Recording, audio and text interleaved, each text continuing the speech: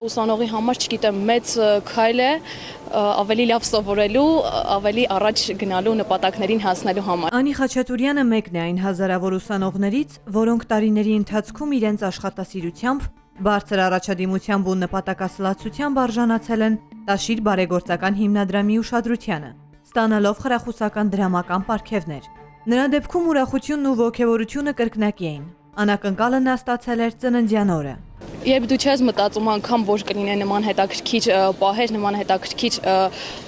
առաջ մղումներ։ Շատ ուրախացա, շատ անսպասելի էր։ Իհարկե այստեղ կարևորը գումարի չէ, այլ այն, որ մեզ գնահատում են։ Ճիշտ է, սովորում ենք մեզ համար, բայց շատ հաճելի է, որ խրախուսվում ենք։ Շատ լավ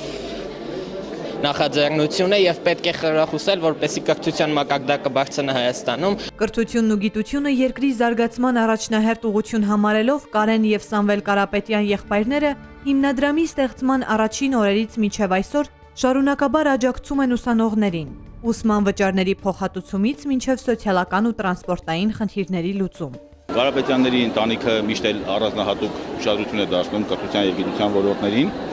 եւ նրանք պարբերաբար տարիներ շարունակ կատարում են այս ոլորտներում ներարկումներ, որպես ներդրում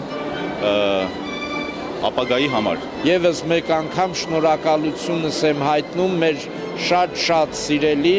շատ հարգարժան ու պատվարժան մարդկանց, Կարեն եւ Սամվել Կարապետյաններին, որոնք երբեք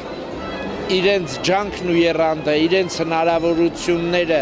իրենց այս խրախուսանքներն ու բարեգործությունները